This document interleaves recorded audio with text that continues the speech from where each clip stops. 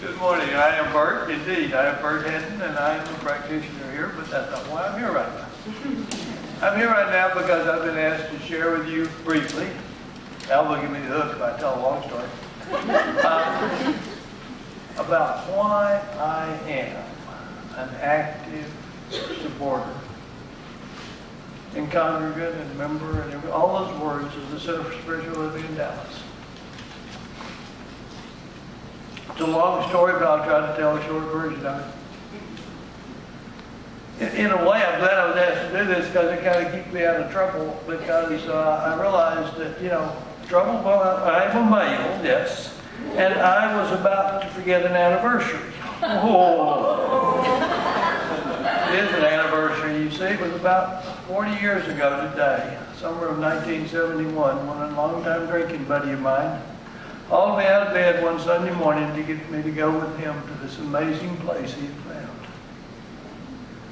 So I went to a place called First Church of Religious Science over on Willow Lane, where I sat there, probably with a mild hangover, and this little guy named Andy Carricker, who had to stand on a soft drink crate to be seen over the podium, peered over the podium, and he talked directly to me.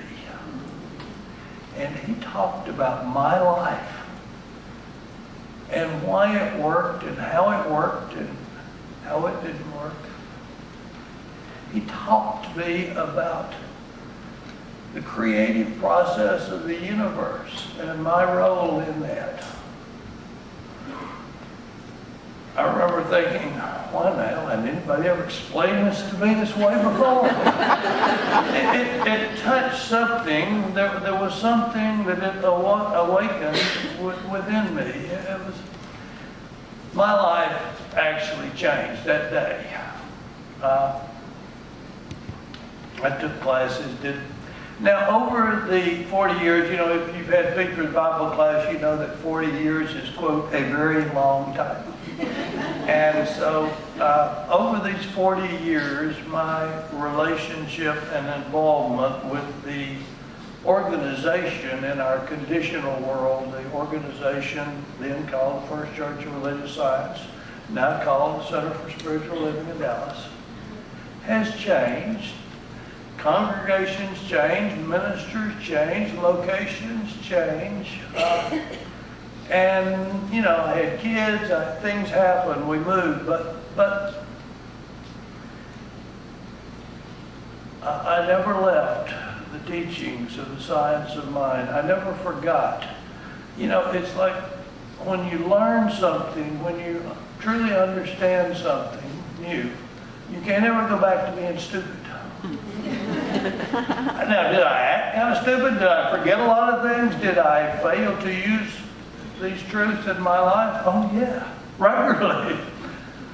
But I never forgot. It was probably only 12, 14 years ago that my then wife and I started reactivated or got involved with the organization. And went back to taking the classes that I started in the mid-70s, and ultimately led to going on through the training and becoming a practitioner about 10, 11 years ago, some years ago. The teachings of the science of mind have changed my life.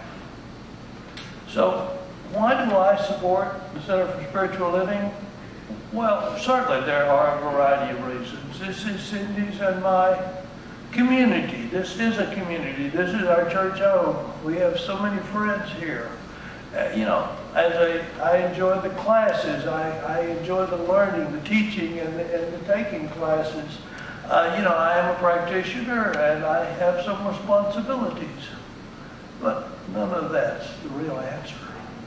You see, the real answer is the teachings of the science of mind have changed my life, absolutely.